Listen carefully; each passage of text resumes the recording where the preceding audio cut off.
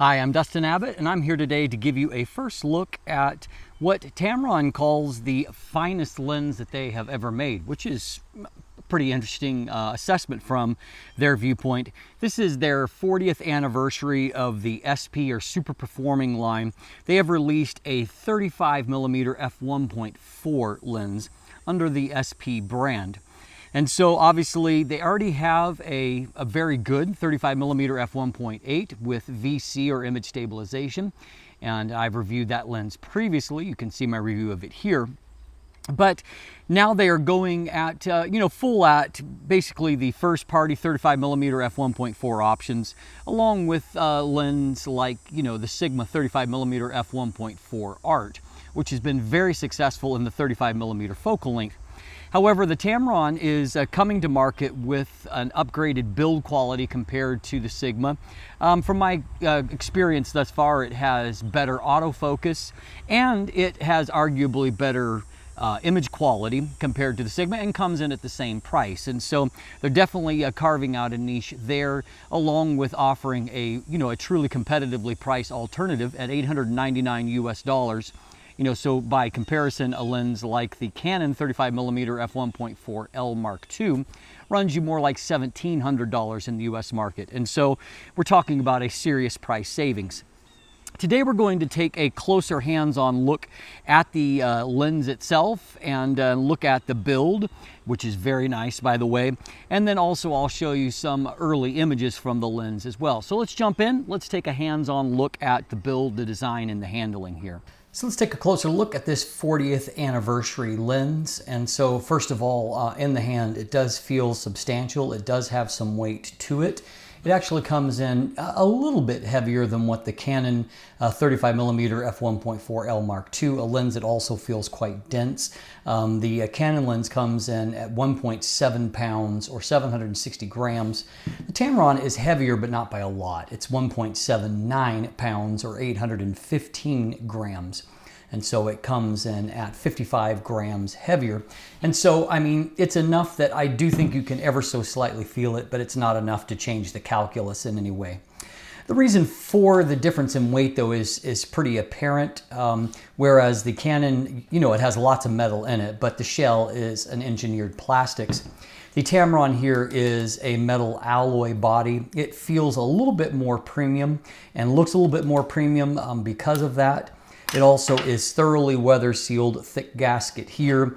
There are internal seals, and then up front there is fluorine coating on the front, which, by the way, is true also of the Canon lens as well.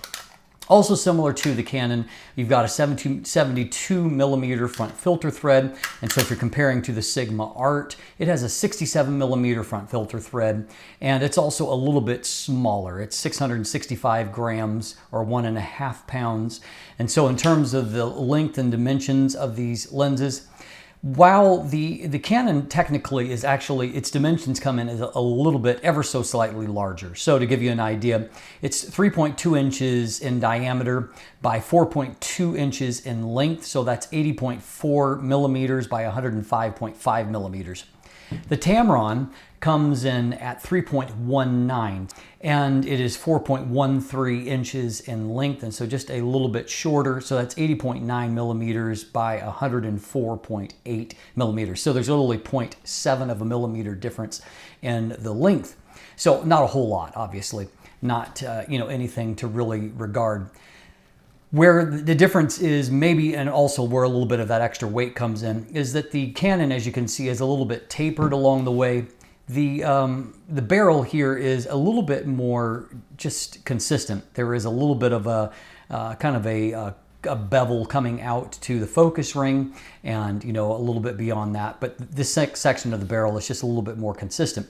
Both of them sport only an AF/MF switch and a distance window, so pretty similar in that regard. However, as you can see, the Canon does have a few hyperfocal markings where the Tamron does not, probably acknowledging the fact that not a lot of people actually use those.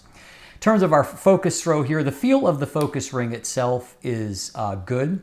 No real issues there. It's It's, you know, reasonably damped and it's consistent along the way. You will note there's not a lot of focus throw between 1 meter, a little over 3 feet, and infinity, and that is also true here of the Canon, although the Canon I think has an ever so slightly longer focus throw. I will note, however, that the Canon's focus ring does not feel as good. It feels almost like there's a little bit of slippage in there. The Tamron's, for a, you know, an autofocus lens, the manual focus ring actually feels pretty decent. And so overall, some nice things in terms of the build and the design. In terms of other similarities, both of them have 14 elements, though it's 11 groups in the Canon, and it is 10 groups in the Tamron. Both of them can focus down fairly close, and it's 11.81 inches or 30 centimeters in the Tamron. The Canon can go a little bit shorter, 28 centimeters, and so it has ever so slightly an edge of 0.21 times magnification versus 0.20 times magnification. They both have 9 rounded aperture blades, and both of them utilize a ring type USM focus motor called USD, ultrasonic silent drive, in the Tamron. We will be comparing autofocus along with image quality in a future episode. But as you can see, a lot of similarities, but here, where the similarities end is that the Canon lens retails for $1,700 in the US market, $1,699. This Tamron is coming to market at a really fantastic price, $899 for a truly premium lens that really is a little bit more L than the L. But coming in at essentially almost 50% of the price. That's pretty impressive.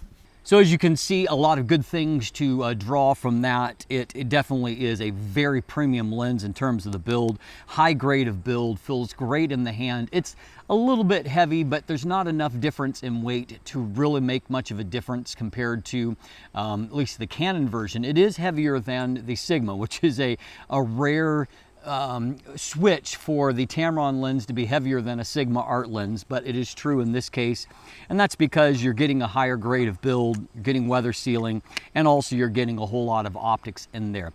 And so we'll explore that more in a future episode, but in the meantime, you can see some images here that I've taken thus far. I'll be breaking down the image quality thoroughly, and just to kind of preempt those of you looking for a Sigma art comparison, I don't have the Sigma on hand. I do have the Canon 35mm F1.4 L2 since I own it. That will be my primary basis of comparison. I'm also going to look at it on Sony platform via the MC11, and I'll compare it to a native Samyang 35mm F1.4 that I happen to own as well. And so we'll see how it compares on that platform also. So stay tuned for all of that. In the meantime, you can look in the description down below for linkage to that image gallery to see more photos there. There's also buying links if you'd like to purchase one for yourself. And of course, it's available in a Canon as well as a Nikon mount. So if you want to take a look there for those. There's also linkage there to follow me on social media, to become a patron or sign up for my newsletter. And if you haven't already, please click that subscribe button right here on YouTube. Thanks for watching. Have a great day.